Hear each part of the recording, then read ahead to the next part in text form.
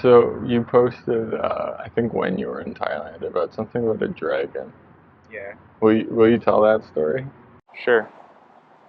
It spans over a couple years. That's fine. We got a while. I I went to Costa Rica a couple years ago to do a retreat there, and I woke up in the middle of the night, and I was like, Slava, we have to do ayahuasca. I found a center, and it just so happened that they were running a retreat right after our retreat ended, so we were able to just go straight from our retreat straight to an ayahuasca ceremony. And it wasn't like I just decided in that moment that I was needed to do it. I had been thinking about it for 2 years ahead of that. And so through the process, I felt like after thinking, I'm like, I want to do ayahuasca, I started going through the emotional cleansing for a couple of years before I ended up taking it. What did that look like? Emotional cleansing. Yeah. It was through the process of myself observing my responses to relationships in my life. So it was it was taking personal responsibility for everything that I felt and not projecting it outwards. So if if for example someone came up to me and said something and I felt a certain way about it, I would just observe my feeling about it and not be like, hey, you said this and it made me feel like that. Yeah. It would just I just only would see and deal with that response. And as over those couple of years from doing that, it just became easier for me to have shorter responses and not as strong, and they weren't as like pulling on me.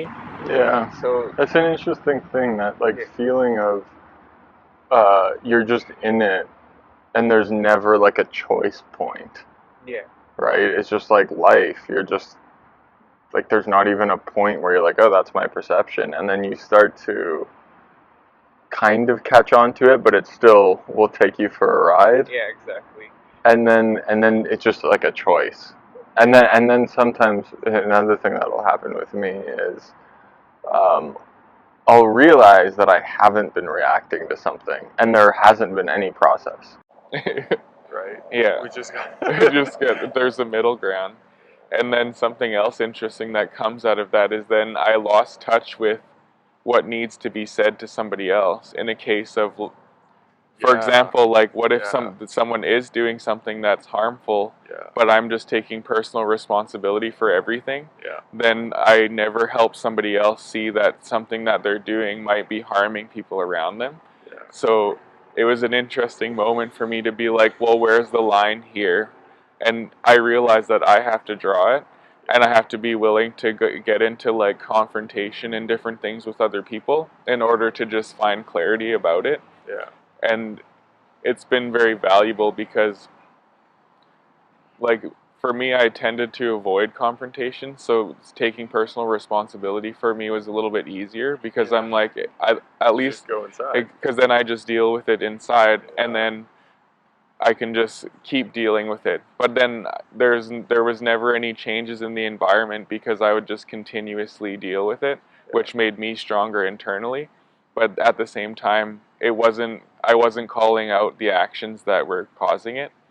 And then I had to be careful with my language about it because I also didn't want to try to make people take responsibility for my feelings, but to understand that their actions set in forth like a chain reaction. Where's Yeah, the line? exactly. I'm So not saying you caused this, but I wouldn't have happened if you hadn't done exactly. that. I'm Yeah. like, because you're not responsible for my anger, but you did do something that caused anger in a way. Yeah. So I'm Yeah. like trying to like figure that out where I'm like, how do I not just like just put the anger on somebody, but to understand that the anger was caused out of actions that could have been avoided or something like that. Yeah.